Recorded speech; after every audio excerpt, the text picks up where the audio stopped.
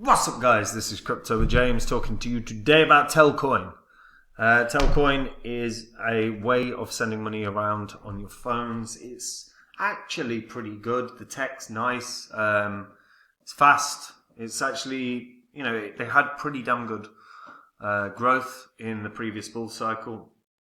So we'll take a look at what they can do in this coming bull cycle, which, to be fair, I don't think it's too bad.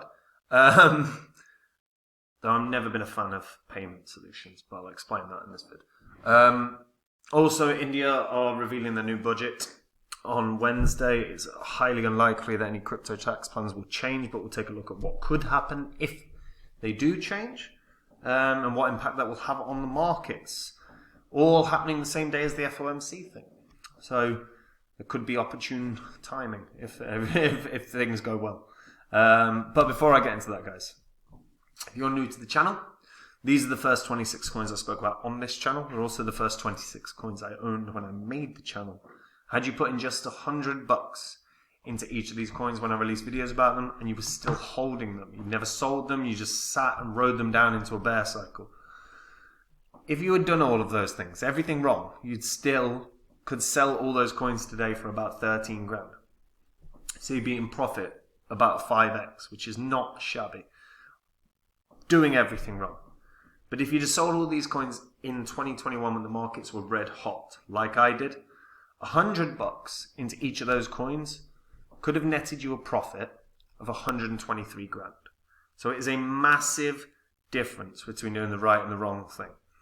Now, as I said, sold all these off, so they're not what I hold. But if you want to see my current portfolio, go to copymycrypto.com. On the site, I share my portfolio. I give the members real-time updates anytime I buy or sell a coin. I release videos on a daily basis that cover the markets. We've been bang on. We've been pinpoint accurate for months now. Within like 0.1% of the move Bitcoin's done, almost on a daily basis.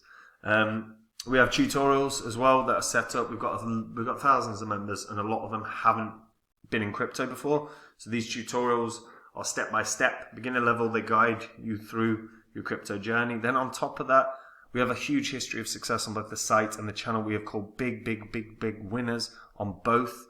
None more so than Phantom. Phantom went up 677 times from when I called it the best crypto investment of the year.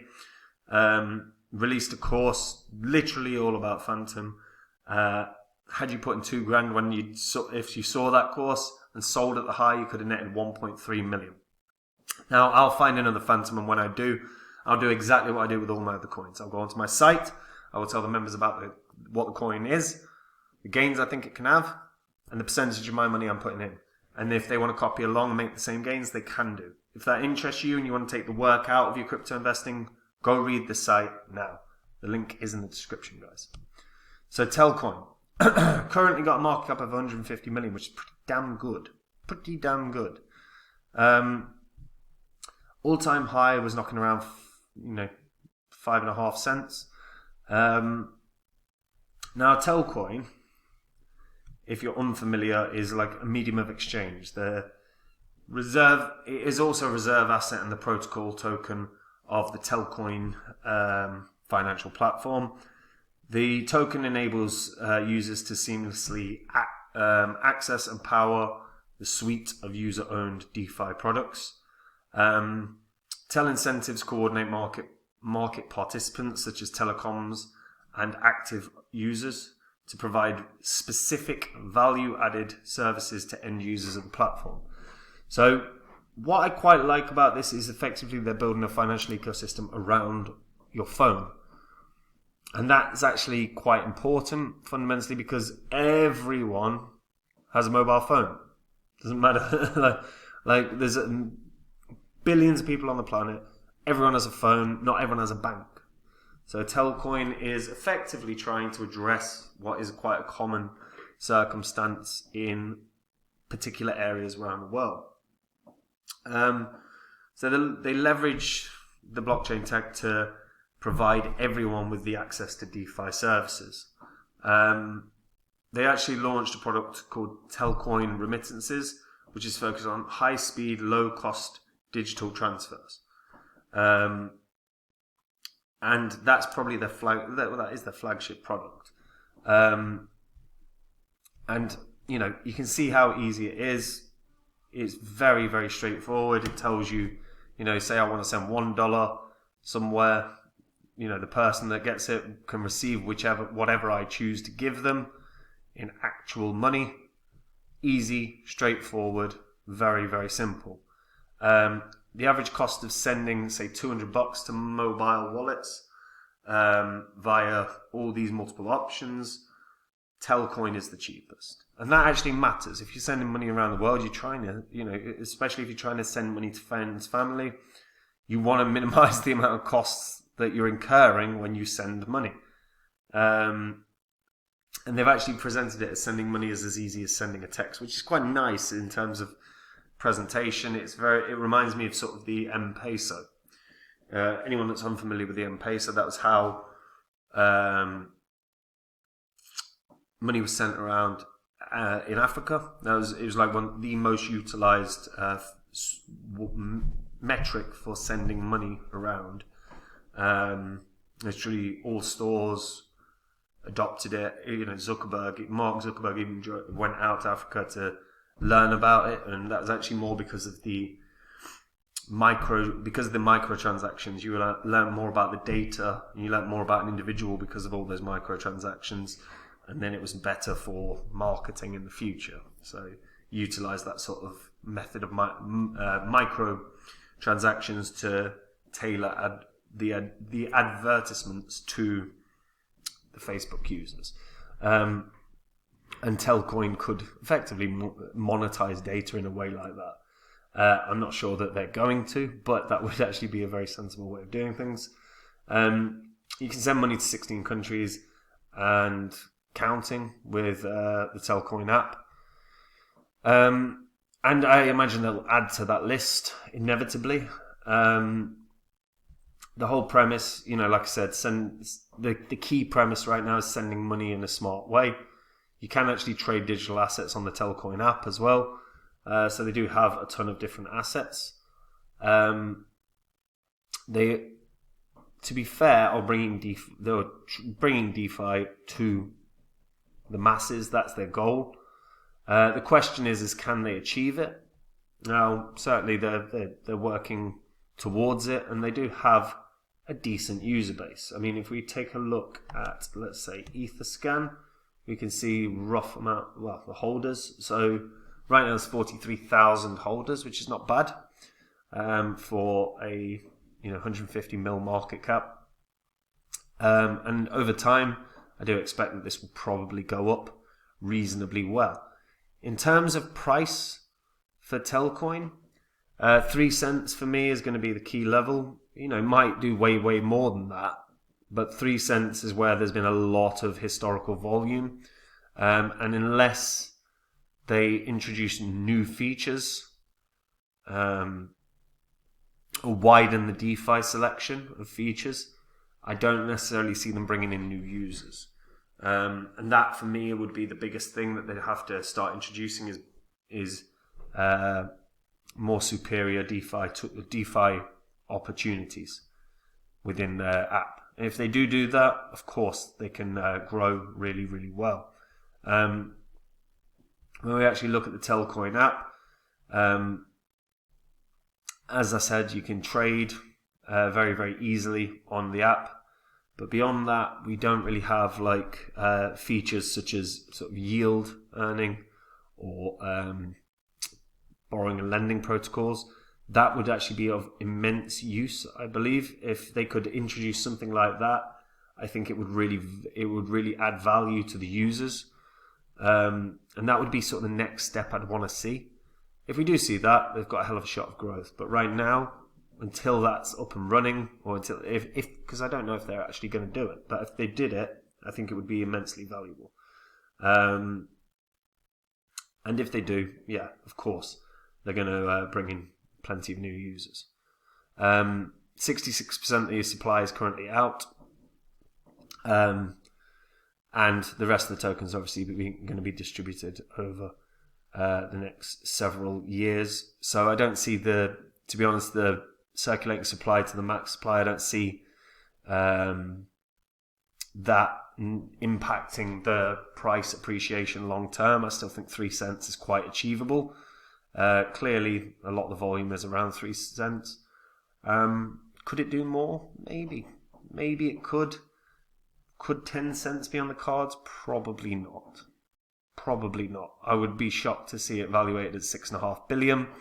Currently, holders of the token, you're looking at 43,000 for a 6.5. For a multi-billion dollar project, you would expect to see a lot more from in terms of holders, a lot more in terms of users of the app, and fundamentally a lot more DeFi products that give people a reason to use the app beyond sending money. Because unfortunately, sending money is a huge market. You've got PayPal. There's so many ways to send people money, and I just think with regards to crypto, again, what I like that Telcoin have done is effectively make sure that you can send money in local currencies. So Telcoin as a medium of exchange doesn't particularly hold value to me. And I don't really think sending money in crypto holds value beyond a stable coin. This is why I've, over the past few years, gone off sort of Nano and gone off sort of Dash, because no business wants to take crypto. Maybe they'll take Bitcoin, maybe they'll take Ethereum, but beyond those two, no business can take a fluctuating currency. You need to have liquid cash when you're running a business. So maybe it appeals to the individual, but I think for the wider world, for the world of enterprise and business, I just don't see it. And I don't really see it that much for the individual. If you're sending someone money, you want to send them money. You don't want to send them a token that they have to trade to then get their money and then withdraw their money. It doesn't make sense to me. And back in sort of 2016, a medium of exchange seemed like it was going to be really valuable. Now, not for me. But Telcoin has enough about it that it could definitely run up to 3 cents. It's just they're limited on the DeFi tools that can be used by the individuals. So hopefully the app will develop a little bit more, and then we can see a bit more from them. But what do you guys think? Do you think it can run up higher? And is 43,000 holders, would that be enough to send it to $1 billion market cap? Maybe. But it would be. But again, I don't think so. But I think they'll probably have 100,000 plus holders by the time the next bull cycle kicks in. So as long as they grow, they should be able to do that. But let me know what you guys think in the comments down below. And if you are a returning viewer, hit the subscribe button. If you've not subscribed already, these videos will make you money. We release a lot of them. They'll be helpful to you, and it's a nice thing to do. It helps the channel. So help the channel, please. And if you guys want to see the coins I own, go to copymycrypto.com. It's where I share every coin I own. Everyone I buy, everyone I sell, I let the members know in real time. Videos are released every day talking about the markets, where we've been pinpoint accurate for months now. We have tutorials that are set up for beginners. These are step-by-step, same ones I send friends and family.